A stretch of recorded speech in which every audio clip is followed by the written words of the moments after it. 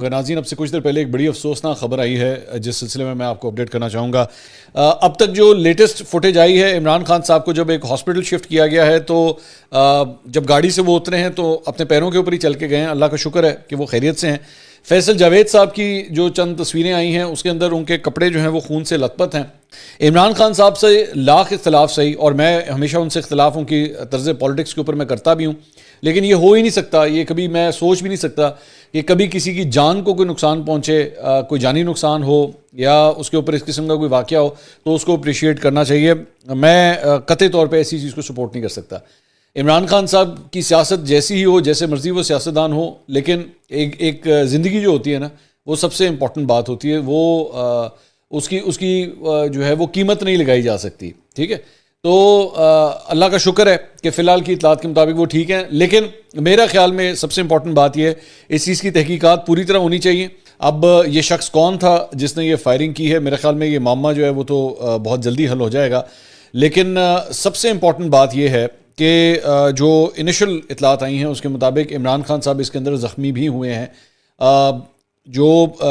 Initial جو footage سامنے آئی ہے اور تصویریں سامنے آئی ہے، یہ واقعہ پیش آیا ہے۔ اس فائرنگ سے اب تک کی اطلاعات کے مطابق ایک شخص جو ہے وہ جاں بحق ہوا ہے، 8 افراد زخمی ہوئے ہیں۔ پاکستان کے اندر پہلے ہی بہت سے بڑے بڑے سیاستدان جو ہیں وہ اس طرح کی سازشوں کا جو ہے وہ نشانہ بنے ہیں، قتل ہوئے ہیں، کبھی جوڈیشل مرڈرز ہوئے ہیں، کبھی ان کو ویسے قتل کیا گیا ہے۔ وہ اور بات ہے کہ اکثر اوقات اس طرح کے واقعات جو ہوتے ہیں وہ تیسرے افراد بھی کبھی کبھار، تیسری فورسز جو ہیں وہ بھی بیچ میں سے فائدہ اٹھانے کے لیے، انتشار پھیلانے کے لیے اس طرح کی حرکتیں کر سکتی ہیں۔ تو اس لیے میں اسپیکولیٹ نہیں کرنا چاہتا کہ اس کے پیچھے کس کا ہاتھ ہو سکتا ہے۔ اٹس ٹو ارلی ٹو سے آل دیٹ، لیکن ابھی تک جو رپورٹڈ ایک فیکٹ ہے وہ یہی ہے کہ یہ حقیقت ہے کہ پاکستان تحریک انصاف کے سربراہ سابق وزیر اعظم اور ایک پاکستان کا بہت بڑا سیاستدان ہے، بہت بڑا سیاسی نام ہے، جن کے اوپر یہ اٹیک ہوا ہے، اور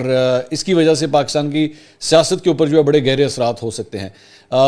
ہم یہ دیکھ رہے تھے کہ ابھی تک حکومت کے جو ذرائع ہیں، بلکہ آج جو ہے مریم اورنگزیب نے بھی ایک پریس کانفرنس کی تھی جس کے اوپر ظاہری بات ہے وہ پی ٹی آئی کے اوپر تنقید کر رہی تھی، عمران خان صاحب پہ تنقید کر رہی تھی۔ بہرحال میرا خیال میں اس ساری چیز کے بعد، ان تمام تر صورتیں، یہ جو کچھ بھی ہوا ہے، اس ساری چیزوں کے بعد جو ہے سب سے پہلے سیاسی اختلاف بلا کے ان کی سیکیورٹی کو مزید سخت کرنے کی ضرورت ہے۔ اور میں پاکستان تحریک انصاف کے بھی خاص طور پہ جو لوگ سیکیورٹی کو سنبھالتے ہیں، ان تمام چیزوں کا دھیان رکھتے ہیں، ان کو بھی میرے خیال میں چاہیے کہ آپ سیاست بے شک کریں، احتجاج کریں، اجتماعات کریں، جلسے کریں، سب کچھ کریں۔ اگر آپ کو یاد ہوگا محترمہ بینظیر بھٹو کے ساتھ بھی جو ہے وہ بالکل اسی طرح ایگزیکٹلی یہی ہوا تھا۔ وہ گاڑی کی چھت میں سے باہر آئی تھیں، اور جب وہ باہر آ گئیں تو پھر آٹومیٹکلی جو ہے وہ ایک ٹارگٹ کے طور پہ جو ہے وہ کلیئرلی نظر، مطلب ان کے سامنے کوئی شیلڈ نہیں تھی، کوئی ایسی چیز نہیں تھی جو ان کو بچا سکتی۔ یہاں پہ بھی یہی صورتحال ہے کہ جب آپ کنٹینر کے اوپر آ کے کھڑے ہوتے ہیں اتنے بڑے اجتماع کے اندر، اس کے بعد now you are open for any sort of target.